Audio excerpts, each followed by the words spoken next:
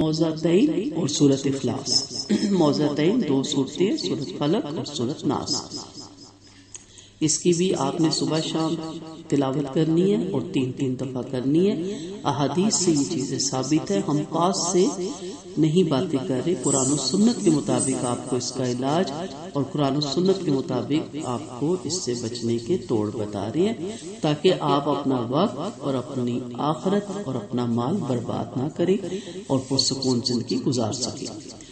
شیطانی شرارتوں سے محفوظ رکھنے والے اسباب میں سے دونوں آخری صورتیں موضعتین اور سورۃ اخلاص کی قرأت کرنا بھی ہے، اور یہ بھی ہر موذی شے سے کفایت کرتی ہے۔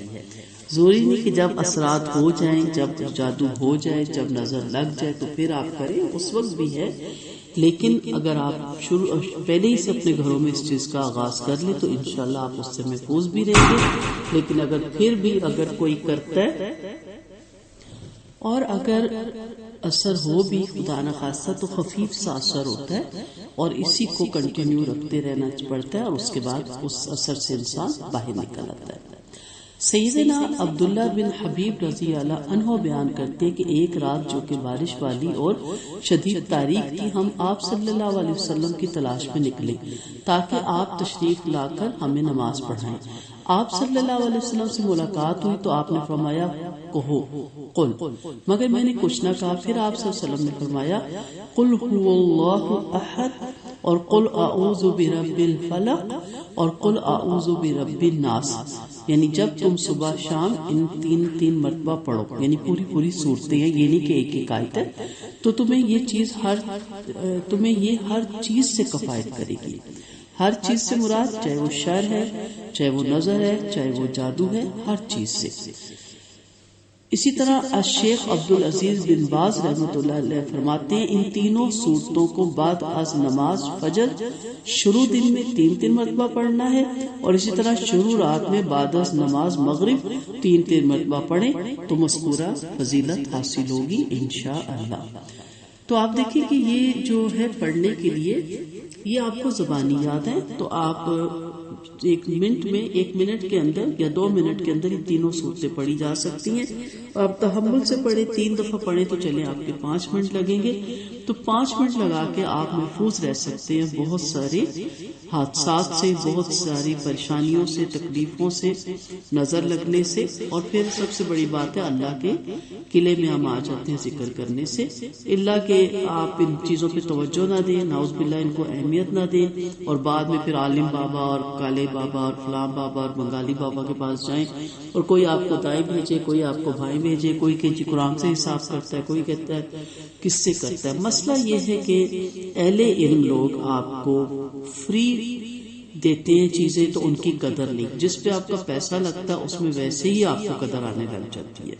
یہ وہی ڈاکٹر والا حساب ہے نا، جو ڈاکٹر زیادہ فیس لے اور بڑی دوائیاں لکھ دے تو آپ کہتے جی بڑا سمجھدار ڈاکٹر ہے، اور جو آپ کو دیکھیں کہ آپ کو تو کوئی بیماری نہیں ہے اور کہ جی آپ بالکل بیمار نہیں ہیں، واک کریں، ڈائٹ کا خیال رکھیں، آپ کو دوائی کی ضرورت نہیں، آپ کہتے ہیں جی اس کو سمجھ ہی کچھ نہیں آیا، اس کے پلے ہی کچھ نہیں پڑا، حالانکہ وہ آپ کا درد ہوتا ہے۔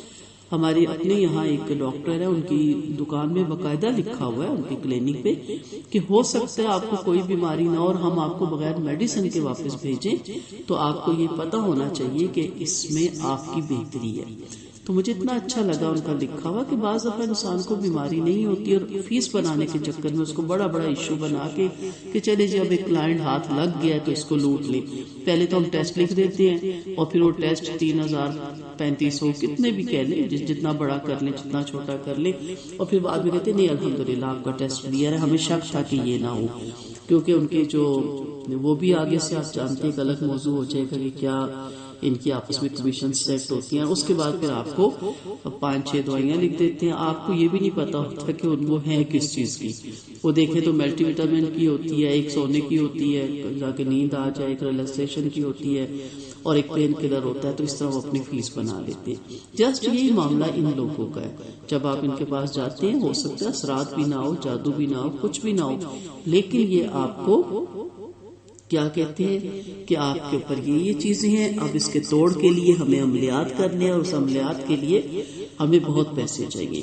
کتنے میری جاننے والے ہیں، حلقہ احباب ہے، 10,000 بھی دیا، 15 بھی لوگوں نے دیا، 20 بھی دیا، اپنے توڑ کے لیے 25 بھی دیا، گھروں میں بھی بلایا، گھروں میں بھی انہوں نے ڈرامے کریٹ کیے. اب تو آپ کو پتا ہے کہ باقاعدہ اس کے پیچھے لگے ہوتے ہیں. ہمارے پاکستان میں ایک میڈیا کا سیل ہے اور وہ پکڑتے ہیں ان کو کہ کس طرح بیوقوف بناتے ہیں لوگوں کو، اور پھر یہاں تک کہ 50,000 60,000 75,000 تک بھی اب ان کا ریٹ ہو چکا ہے. تو بڑھاتے چلے جاتے ہیں. اور اہل علم آپ سے جو محبت اور ہمدردی کرتے ہیں اور آپ کو ان سے بچانا چاہتے ہیں، پہلے تو خواتین سے میری خاص ریکویسٹ ہے جو ان غیر مردوں کے نامحرموں کے پاس جا کے ڈسکس کرتی ہیں اور پھر وہ یہ کیوں ہوتا ہے، کیسے ہوتا ہے، یہ کیا طریقہ کار ہوتا ہے، وہ کیسے آپ کے راز جان جاتے ہیں، یہ اگلے موضوع میں آئے گا. لیکن ابھی آپ پلیز اللہ سے توبہ کریں. جو جا چکا ہے، جو جانا چاہتا ہے، توبہ استغفار کریں اور آئندہ اس سے اوائڈ کریں اور کسی کے پاس نہ جائیں. اپنے رب کا در مت چھوڑیں، اس کا در اور اس کا ڈر اس سے چمٹے رہیں. آپ انشاءاللہ کامیاب ہوں گے. باقی جو ہمارے نصیبوں میں کوئی تھوڑی بہت تکلیف آزمائش اللہ نے رکھی ہے تو اس کی پھر اس پہ ہمیں صبر بھی دے گا اللہ تعالیٰ اور اجر بھی دے گا، اور انشاءاللہ ہماری وہ درجات کی بلندی کا سبب بھی بنے گا. اسی طرح حادثات سے بچاؤ کے لیے خصوصی وظیفہ ہے بسم اللہ الذی لا یضر مع اسمہ شیء فی الارض ولا فی السماء وہو السمیع العلیم. دوبارہ پڑھتی ہوں، بسم اللہ الذی لا یضر مع اسمہ شیء فی الارض ولا فی السماء وہو السمیع العلیم. اللہ کے نام سے کہ جس کے نام کے ساتھ کوئی بھی چیز تکلیف نہیں دے سکتی، نہ زمین میں نہ ہی آسمان میں، اور وہ سننے والا اور جاننے والا ہے.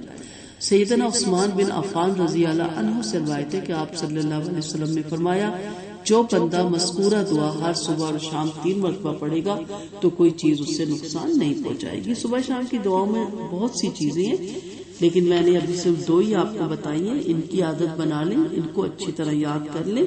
یہ تو آپ زبانی بھی کر سکتے ہیں. تو پھر آگے بھی ہم دوسری دعائیں بھی دیکھیں گے. اللہ تعالیٰ آپ کو اور مجھے اور تمام امت مسلمان کو ہر طرح کے شر سے محفوظ رکھے، ہر طرح کی نظر سے محفوظ رکھے، ہر طرح کے اثرات سے محفوظ رکھے، اور اللہ تعالیٰ ہمیں شر پھیلانے والے عناصر سے دور رکھے، اور اللہ تعالیٰ ہمارا ایمان مضبوط کرے تاکہ ہم اللہ کے سوا کسی کے در پہ نہ جائیں. وآخر دعوانا ان الحمد للہ رب العالمین.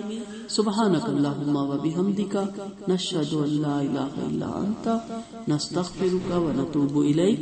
السلام علیکم ورحمۃ اللہ وبرکاتہ.